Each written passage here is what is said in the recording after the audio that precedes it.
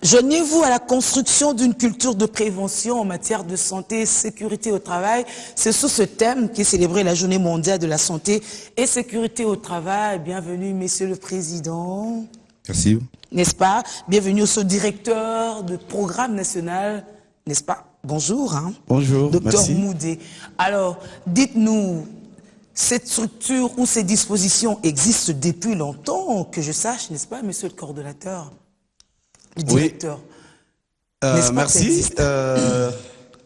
La structure, l'organisation, le mécanisme existent. Depuis l'indépendance jusqu'en ce jour, ça existe au pays. Pourtant, on ne le sent pas et peut-être que vous le vulgarisez moins. Alors, que nouveau votre visite aujourd'hui? Vous voulez passer à une vitesse supérieure? Exact. Nous voulons passer à une vitesse supérieure dans le cadre de la sensibilisation et la vulgarisation de tout ce qui gère, de tous les outils de la gestion sur la santé et sécurité au travail en République démocratique du Congo. Est-ce que vous voulez commencer par nous expliciter quelques indicateurs qui font partie justement de la santé et de la sécurité en milieu de travail? Oui, les indicateurs, il y en a beaucoup. Nous avons par exemple les taux d'accidents de travail. Nous avons les taux de mortalité due aux maladies professionnelles. Nous avons les taux des incapacités, incapacité totale et partielle. Nous avons le taux des invalidités, invalidité partielle ou permanente aussi. Nous avons les taux de maladies sévissant en milieu du travail, c'est-à-dire les maladies non transmissibles et maladies transmissibles en milieu du travail. Tels que nous avons les taux de diabète. Vous savez que beaucoup de gens qui travaillent dans le shift 3-8, c'est-à-dire qui rotent 8 heures, 8 heures, 8 heures, qui font le système de rotation, des shifts là de 8 heures, souvent ils sont stressés et ils arrivent à développer des maladies telles que le diabète. Le diabète. Et en dehors du diabète, il y a aussi les taux de l'hypertension artérielle en milieu du travail, avec aujourd'hui les taux des accidents vasculo-cérébraux, les AVC, qui sévissent les gens. C'est toujours lié au stress. Et nous avons aussi les taux de risque chimique, donc des contaminations chimiques, vous savez, avec des nouvelles technologies et tout ce que nous utilisons comme des produits chimiques et que nous manipulons, les travailleurs sont exposés à ça. Donc voilà un peu en gros quelques indicateurs. Et, je m'excuse. Et là aussi, il y a un autre indicateur. Ça fait pas partie des accidents du travail. Pardon? Ça fait pas partie des accidents du travail. Oui, ça fait partie, si, ça fait partie des accidents du travail. Et là, je vais même ajouter, je vais renchérir en disant que même les accidents de trajet, ce que nous appelons les accidents de trafic routier, avec nos 207, comme vous savez, les esprits des morts, et les chauffeurs, quand ils prennent de l'alcool, l'alcool agit au niveau du cerveau, et finalement, le cerveau étant labile, et ça peut faire que les chauffeurs puissent occasionner des accidents. Le véhicule, c'est un milieu de travail pour les chauffeurs. Donc, c'est les accidents de travail, les accidents plutôt du trafic routier font partie aussi des indicateurs de la santé et sécurité au travail. Ok, alors, Monsieur José Kousombi, vous êtes président de le Guitar Group SST. Dites à nous et aux présidents, aux employeurs, en règle générale, les précautions qu'ils devraient prendre pour sécuriser les employés dans ce contexte-ci. Tout à fait. Aujourd'hui, comme nous célébrons cette journée, c'est surtout dans le but de sensibiliser l'opinion sur l'importance de promouvoir un milieu de travail, un environnement de travail sûr, salubre et décent. Et c'est une obligation, mais c'est aussi une responsabilité des employeurs, mais aussi du gouvernement et des employés eux-mêmes. C'est-à-dire que nous devrons arriver à un niveau où cette culture nationale de la santé et de la sécurité du travail permettrait à respecter les droits à un environnement de travail sûr et décent, et où les gouvernements, les employeurs et les employés, tous ensemble s'appliquent activement à garantir ce milieu en mettant en place des processus qui vont être une base pour garantir ce milieu de travail. Sans attiser le feu, au cas où, parce que les textes existent depuis, mais on connaît le mal dont souffrent certains secteurs ici. En République démocratique du Congo, c'est aussi l'impunité, entre autres. Mais alors, les victimes devraient s'adresser à qui pour rentrer dans leurs droits?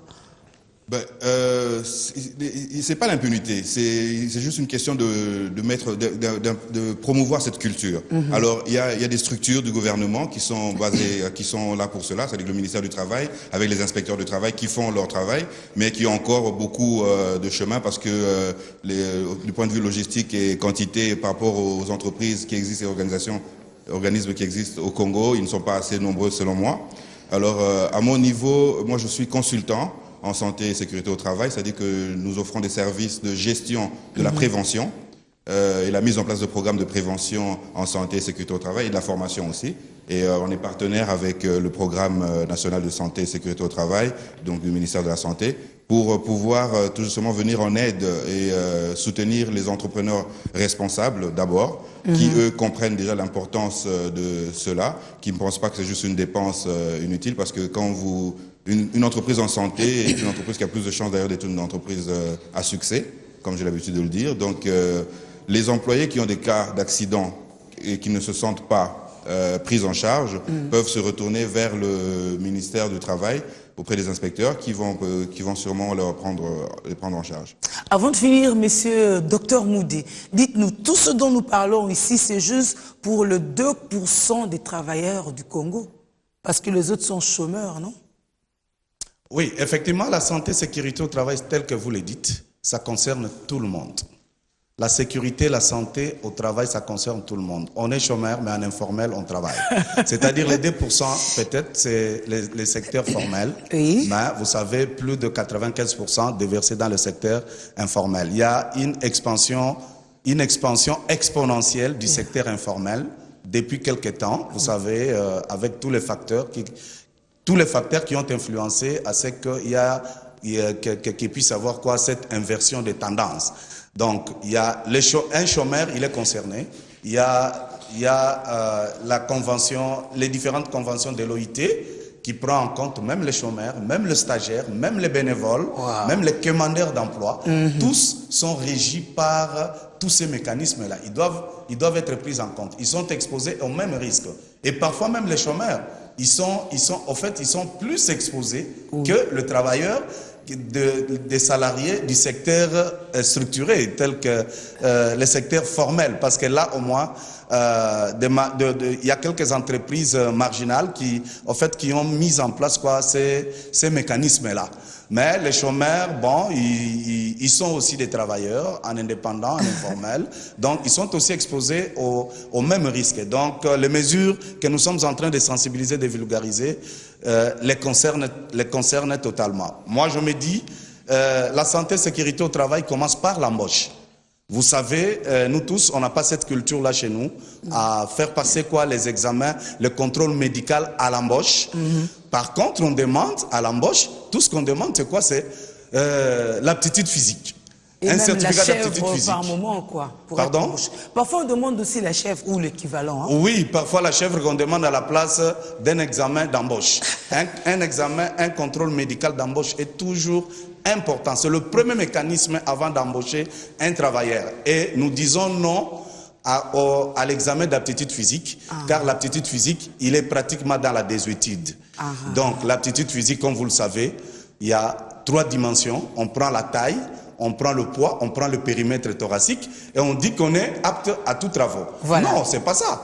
Mais par contre, c'est comme ça. Aujourd'hui, il y a de nouveaux mécanismes, de nouveaux outils que nous avons mis en place par le ministère de la Santé à travers le programme national de santé au travail. Nous avons mis en place ce que nous appelons le certificat médical national d'aptitude au travail. Vous savez, monsieur le directeur national du programme, il vous faudra un autre jour revenir pour en discuter en long et en large. Vendredi, c'est le 1er mai, si ça vous dit. Sinon, vous nous direz votre disponibilité. Parce que vous avez beaucoup de matière. Exact. Allez, bonne fête pour aujourd'hui, n'est-ce pas? Merci, et à très vite. Merci. Merci, à bientôt. À bientôt. C'est la fin de On est ensemble, n'est-ce pas? Il n'y a pas eu de soucis. Merci pour votre attention soutenue. On va revenir plus tard avec les étudiants pour parler de l'insalubrité dans les milieux scolaires. N'oubliez pas le rendez-vous avec Majid, n'est-ce pas? Le numéro, vous l'aurez demain. Prenez soin de vous. Bisous. Bye bye.